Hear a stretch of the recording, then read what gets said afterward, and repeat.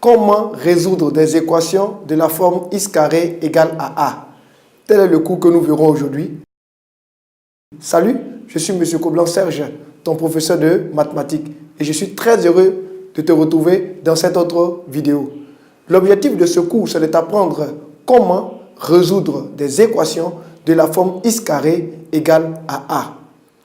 Certainement que cette forme d'équation a eu tendance à te fatiguer dans des temps passés, mais aujourd'hui, avec moi, tu finiras par découvrir comment est-ce qu'on peut arriver à bout de ces équations, comment est-ce qu'on peut arriver à les résoudre.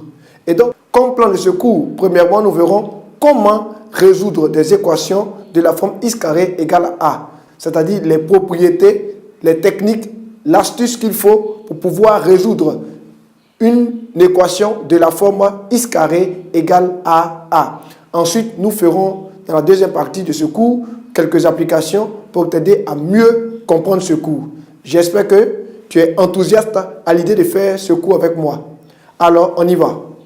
Comment résoudre des équations de la forme x carré égale à a? La propriété sur laquelle on s'appuie pour pouvoir résoudre des équations de la forme x carré égale à a dit ceci. Les solutions dans R de l'équation x carré égale à a dépendent du signe de a. Il est déjà très important que tu comprennes cela. Les solutions dans R de l'équation x carré égale à a dépendent du signe de a. En ce sens donc, si a est strictement inférieur à 0, alors l'équation n'a pas de solution. Il est très important que tu retiennes cela. Si a est strictement inférieur à 0, alors l'équation n'a pas de solution.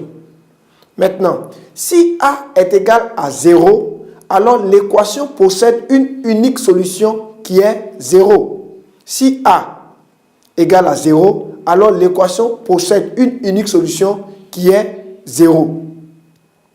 Et le troisième et le dernier cas, c'est que si a est strictement positif, alors l'équation possède deux solutions qui sont racine de a et moins racine de a. Ça va? J'espère que tu me suis bien.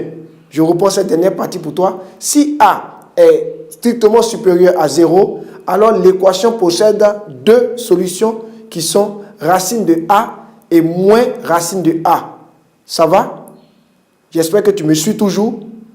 Cette propriété est celle-là qui te permettra de pouvoir résoudre des équations de la forme x carré égale à a.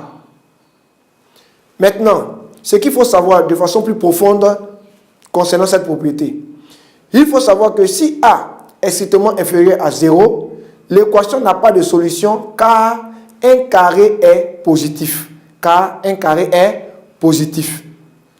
Ensuite, si a est égal à 0, alors l'équation s'écrit x carré égale à 0.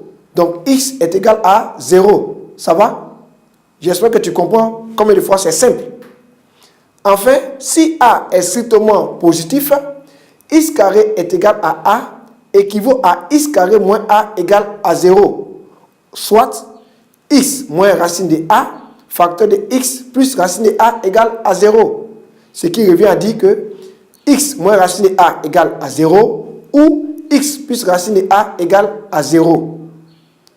Il advient donc que x est égal à racine de a ou x est égal à moins racine de a. Ça va? Donc, tu te rends compte avec moi ici que la propriété a été beaucoup plus explicitée. Ça va? Pour t'aider à mieux comprendre comment est-ce qu'on s'y prend pour pouvoir résoudre des équations de la forme x carré est égal à a. J'espère que tu m'as bien suivi. J'espère que tu as bien retenu ces quelques points de cette propriété et de ce que tu dois savoir.